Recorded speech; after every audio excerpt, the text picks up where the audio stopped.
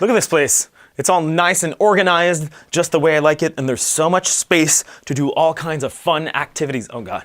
Probably can't see much. I also feel much better. My voice is back, my energy's back, so we're gonna make a fun video today. I'm gonna talk about something I really love that doesn't have a lot to do with music, but it's something I'm really passionate about. I'm gonna put my Peter McKinnon hat on today and talk about videography, but for musicians. If you're a musician and you wanna get started making YouTube videos or music videos, or if you just wanna film yourself practicing or playing, put that online, and you know nothing about cameras or lighting or equipment or anything like that, this crash course will give you all the advice you need, all the tips you need to get started.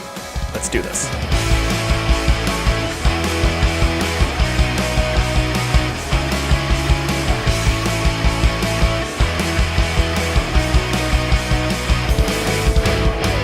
Hey everybody, it's Pat Flanigan and welcome back to another video. If this is your first time here and you're not sure what I do, well, I make all sorts of videos around creating music, such as tips, tricks, tutorials for guitars, drums, singing, all kinds of fun stuff. So if that's something you're into, you might want to click the subscribe button, and if you've done that, you can click the bell to get notified every single time I upload. Okay, so other than music, videography is one of my favorite subjects ever. I always loved making movies. Even back when I was a kid, I was making movies. I always sort of wanted to be an actor or something like that. And when YouTube came along about a decade ago, I started a channel with my band at the time where we'd post videos of us practicing or playing shows or just shooting the shit or studio vlogs and stuff like that. But I've always wanted to have my own YouTube channel. And well, last year, after learning everything I'm about to share with you today, I finally kicked my own ass and started my own channel. So if you're a musician who'd like to do just that, or like I said before, just make music videos or videos of you practicing or anything like that, I'm gonna give you a crash course on how to do just that. But rather than showing you brand new expensive gear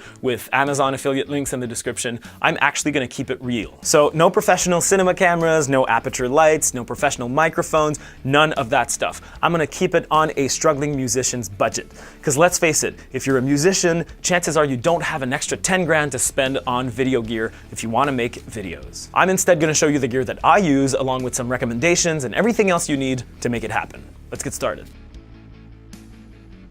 If you want to get started today and you don't have a camera, chances are you have one of these. I know you've heard it a million times, but you'd be surprised what kind of quality you can get out of a recent mobile phone.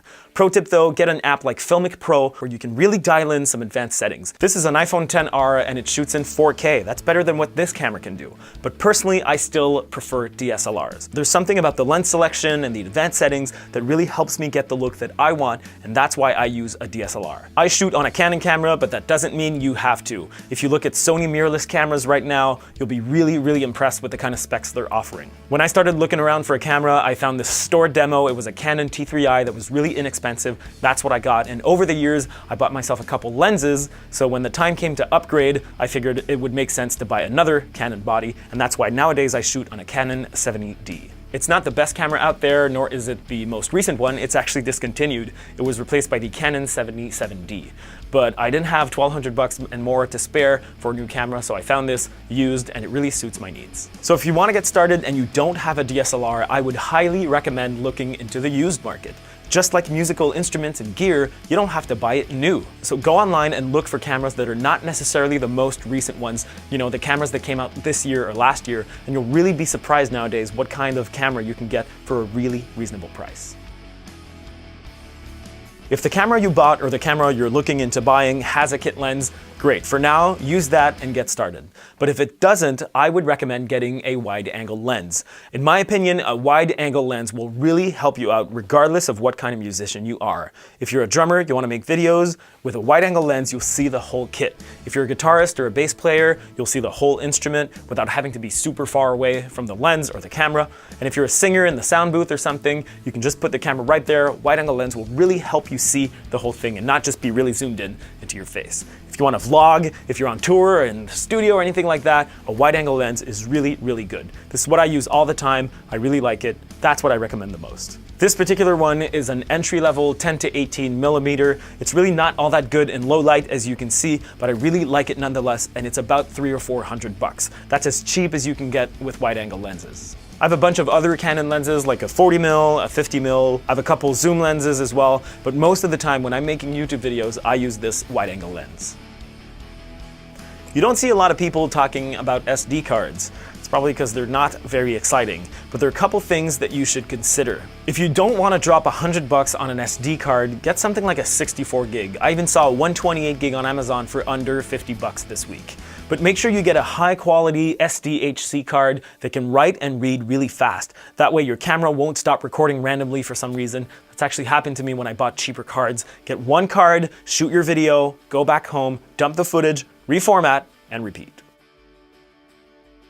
This is where Amazon is your friend. Go on there and find a tripod that can hold your camera. If you shoot inside, you don't need anything really heavy duty. And don't worry about expensive video heads, motorized sliders, or any of that stuff. I was given this very nice Manfrotto tripod by a friend a couple years ago, but before that, I used the cheapest tripod on Amazon. Like, go on Amazon, search cheapest camera tripod, that one.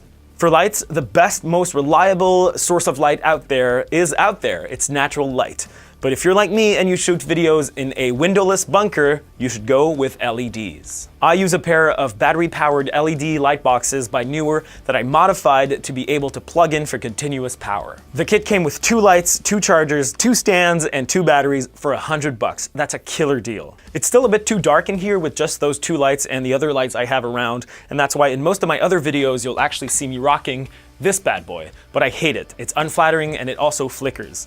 That's why I currently have my eye on this other bundle from Neewer with bigger, larger, better LED panels, still for quite a sweet deal. If you need a pair of lights to make your videos happen and you don't have $1,000 to drop on a nice Aperture light, get something from those guys, whatever they call themselves in other countries. It's really, really cheap quality, but it's inexpensive and it does the job. Okay, sound is the most important thing, and I'm sure as a musician you definitely agree.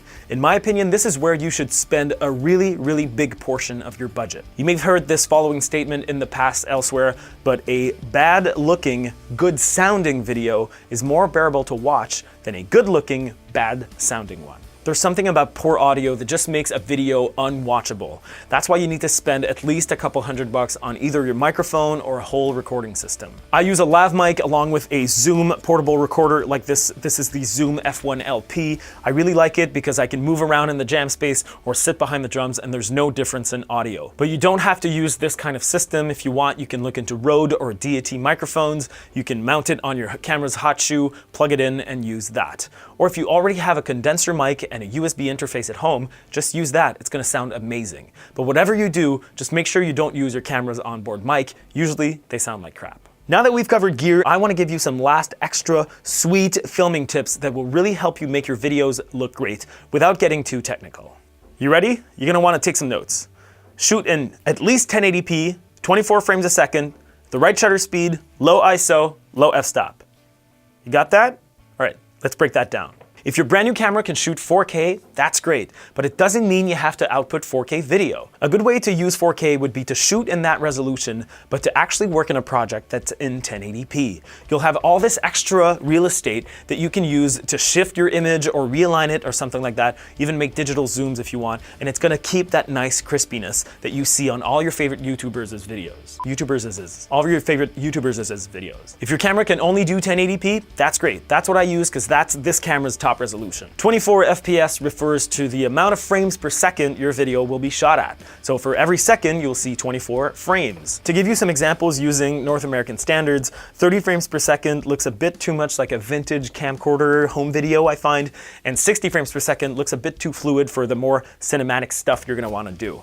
If you wanna do slow-mo though, 60 and 120 are great for that, but if you wanna do 60 and 120 FPS in full HD or even 4K, that's where you're gonna have to drop some serious money on a camera. A quick side note about slow motion video, don't forget about your phone. This camera can only do 60 frames per second in 720p, so not really full HD. But I checked my phone and it can do 4K at 60 frames per second.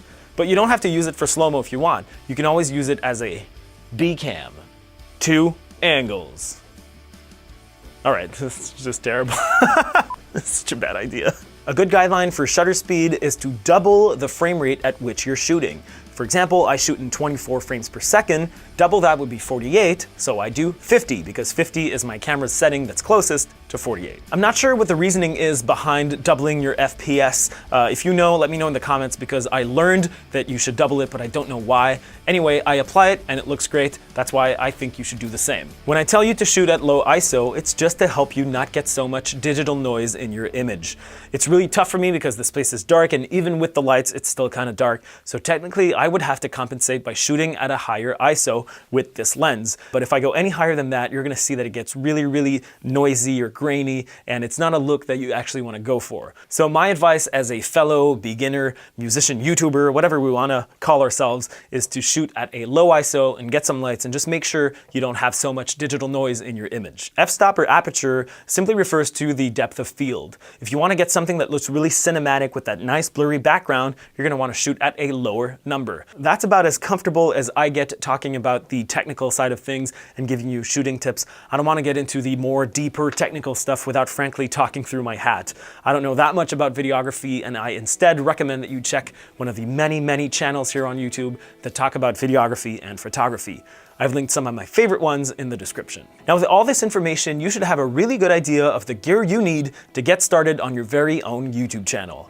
Now, all you need is about 100 different video ideas, countless hours spent on shooting, editing, and you also need some branding, a name for your channel. But I guess that's for another video. But if you liked this video, and I really hope you did, don't forget to leave a like on your way out. If you haven't subscribed, you can do that right now. If you want to follow me or contact me, all my social links are in the description down below, along with more videos for you to watch. Thanks for watching this one. I'll see you next time.